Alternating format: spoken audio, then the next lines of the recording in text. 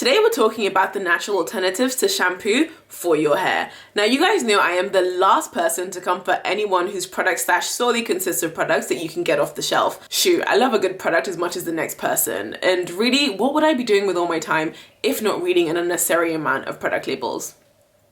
But I also appreciate the fact that we have options, because why not? You might actually find something that works better for your hair than a commercially bought shampoo with 100% less of the chemicals. So whether you typically only use store-bought products or you currently have a jar of fermenting rice water in your kitchen right now, this video is 100% for you. I'll also be sharing with you guys one of my favorite all-natural shampoo recipes and announcing the winner of last week's giveaway, so make sure you stay tuned to the end of this video so that you don't miss out on any of that. And let's stop pretending like you guys didn't see this hair. If you follow me on Instagram, you'd already have seen that I posted on my IGTV. Look, not everyday bun. Plus, I figured I would start getting ready for the outside because you never know.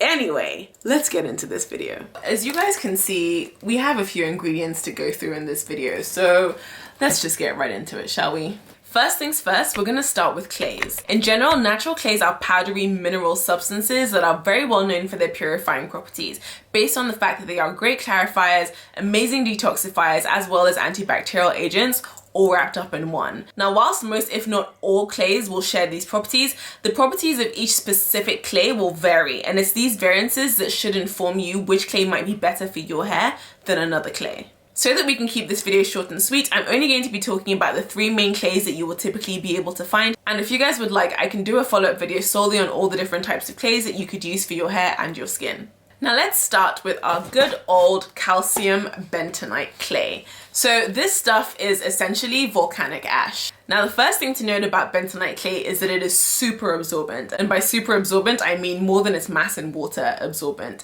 This is actually what makes bentonite clay such a good clarifier, in that it's really great at removing oils and dirt and heavy product buildup from the hair. What actually happens on a microscopic level is that when you mix bentonite clay with a liquid or water, it swells up, and as it swells up, it traps the oils and the dirt and the heavy buildup into the bentonite clay. As it dries and contracts, it holds on to that dirt, and then all of this is washed away when it's rinsed out of your hair. Now, of course, this is a very oversimplified explanation of what happens, but you get the gist. The second thing to note about bentonite clay is that, much like the other clays that we'll be talking about in this video, bentonite clay has an ionic charge, and that means that it has chelating and detoxifying properties, which means that it's really good at removing toxic and mineral buildup from your hair and scalp. Now, bentonite clay is negatively charged, and this is really good because the majority of toxins and minerals are positively charged, and so the negatively charged bentonite clay will be able to attract the positively charged toxins and bind to them such that they are removed from your hair when it's then rinsed off. One of these positively charged toxins is magnesium, and this is one of the main minerals that can be found in hard water. So if you're looking for a good natural alternative to a clarifying and a chelating shampoo,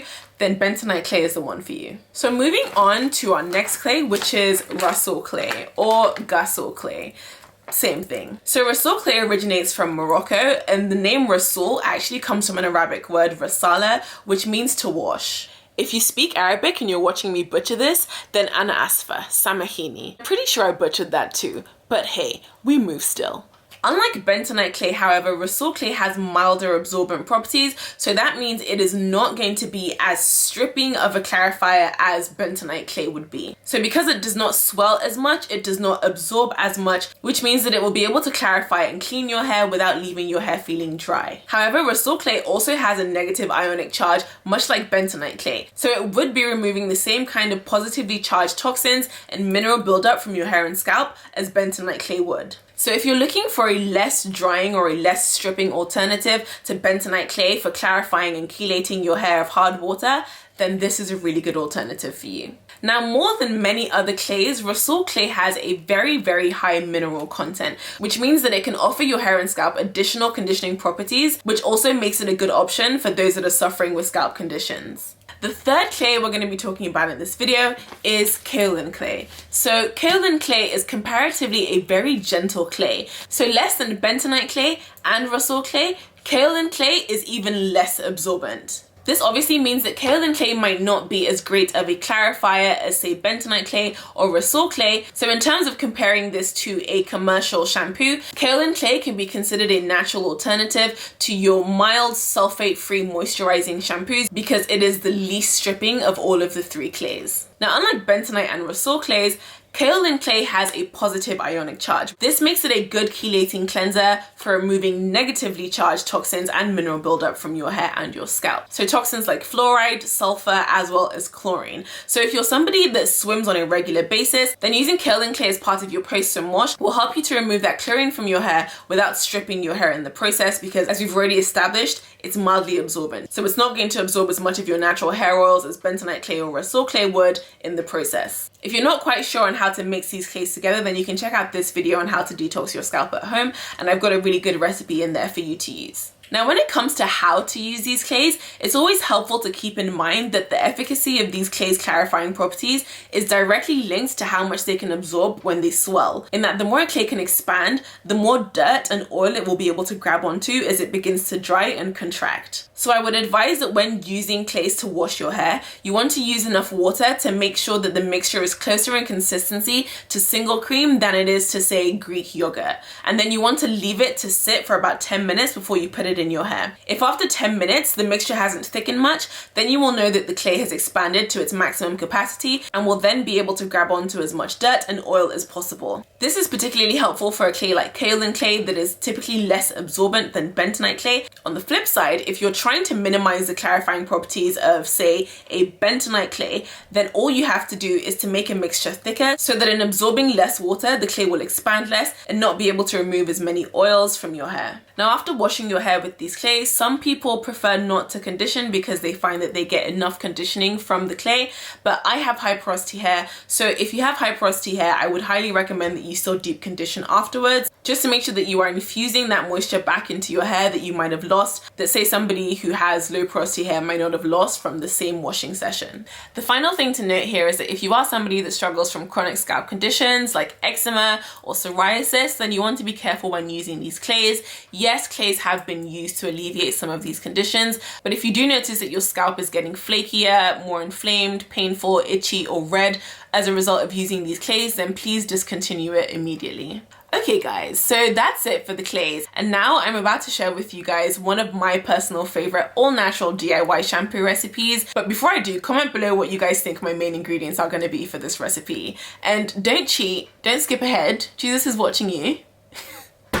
Also guys, please go ahead and like this video, and if you haven't already, then hit that subscribe button for more hair and scalp videos like this one every Friday. By the way, if you guys are interested in any of the ingredients that we've talked about today, then I popped all of them in the description box below so that you can go ahead and get those when you're ready to make your own DIY shampoos. So we already know that clays are a good natural alternative to shampoos. Well, you'll be glad to know that the fun doesn't stop there. Let's talk about some Ayurvedic shampoos. Now, these next two plants are common traditional Ayurvedic hair care ingredients, and they are none other than shikakai and reetha. And in case you were wondering, yes, these were the correct answers. But if you didn't guess correctly, it's fine. It's not like you're winning anything. So shikakai actually means fruit for hair. So this stuff is supposed to be a mild cleanser. It's not supposed to strip your hair of its natural oils. It's also packed with a lot of vitamins and has a slightly acidic pH, which makes it really good for the hair and scalp, which also has a natural pH of about 5.5. And so much like when you use an apple cider vinegar rinse with your hair, this is really good at restoring and maintaining the natural pH balance of your hair and scalp. Now, the second Ayurvedic ingredient that I want to talk about today is reetha, otherwise known as soap nuts. As you can see, judging by the appearance, it's not difficult to understand why these are called soap nuts. They literally look like nuts. Yeah. So soap nuts actually contain saponins, which are natural surfactants. This makes them really effective clarifying alternatives to artificial surfactants like sulfates that can typically be found in your commercial shampoos. You will actually see when we get into the demo in just a second that when you mix these with water and when you boil these in water, it actually produces foam. But now that you know what this stuff does, let's get into this recipe. Okay, so I'm going to take my saucepan and turn on the fire to low heat. I'm then going to add about 1.5 cups of boiling hot water to the pan. And next I'm going to add about 3 to 4 tablespoons of shikakai powder, a handful of reetha or soap nuts, so about 7 or so, 3 to 4 tablespoons of marshmallow root powder, some hibiscus leaves, The purpose of the hibiscus is to condition against frizz, dryness, and breakage, as well as to add a nice luster to my hair, and then some German chamomile. Chamomile is generally known for its antiseptic and analgesic properties, but German chamomile, however, is specifically known for its effective anti-inflammatory properties. I want to say that you can also replace the marshmallow root powder with any other mucus or gel producing plant of your choice. So that could be aloe vera gel, slippery elm, or flaxseed gel if you'd prefer. So I'm going to mix that all in and let that simmer for about 5 to 7 minutes. Being a film forming humectant, as you know, the marshmallow root powder will help to thicken the mixture as well as add some much needed slip and moisture. Now, if you've ever tried to use shikakai and reetha on their own on curly or coily textured hair before, you'll know why this is especially necessary. And if you haven't, don't try it unless you're trying to end up with a tangled mess, okay? After a couple minutes or so, you'll start to see the mixture foam up and turn into a dark pinky purpley color, and that's the hibiscus. Now, once this has boiled, I'm going to take it off the hob and then let it cool down before I wring out the liquid with a cheesecloth. Now, I know normal people don't typically have a perfect 40 by 40 centimeter cheesecloth on standby, so you can also use a sieve for this if you don't have a cheesecloth. I'm then going to pour that into my applicator bottle and add a bit of my melted buttercream into it, again for added slip and moisture. Of course, if you don't have the buttercream, you could always add any oils or butters that you have lying around at home, and then I'm gonna give it one final shake. So this is what the consistency is looking like. It's not too thick, it's not too watery, and as you can see from how it draws, it also has a bit of slip to it, which will help with the application process. So now that I'm in the shower, I'm just going to rinse off any water-soluble product buildup from my hair, section it, and wring out all the excess water so that the mixture doesn't get too diluted once it touches my hair. Because obviously the more diluted the mixture is, the less slip I'm going to have. So working section by section, I'm applying the mixture to my scalp first and then to the shaft of my hair, and then just working that through with my fingers. I will say that I still always have to be very careful navigating my hair whilst I have this mixture on it, because it doesn't have as much slip and lather as you would get from a commercial shampoo or conditioner.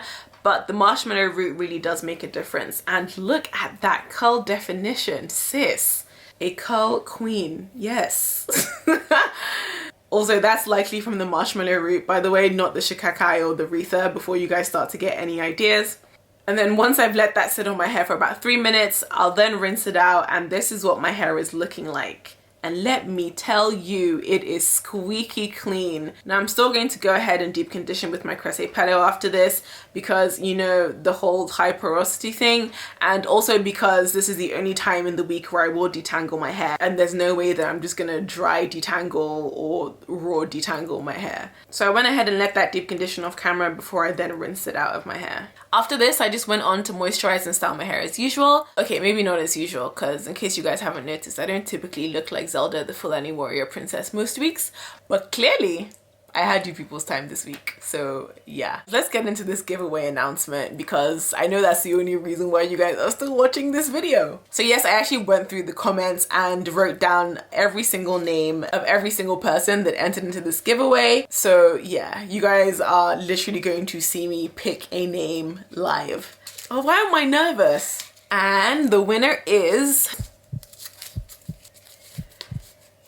Miss Aaliyah Foster. Hey girl, Aaliyah, you won! Congratulations, Aaliyah. So I'll send you a DM and we can chat on Instagram. But to the rest of you guys, thank you for commenting. Thank you for entering into this giveaway. Most importantly, guys, thank you for all of your lovely messages. Honestly, you guys, I know you didn't come here to see my emotions, so I'm just gonna reel those in, but I need you guys to know how grateful I am. I honestly could not be more grateful. So thank you guys for continuing to support me. Also, I know that I didn't share my full wash day in this video, so you can go ahead and click and watch the video on the screen right now so that you can see my entire wash day from start to finish. Right guys, thank you so much again for watching, and I'll see you next week. Bye.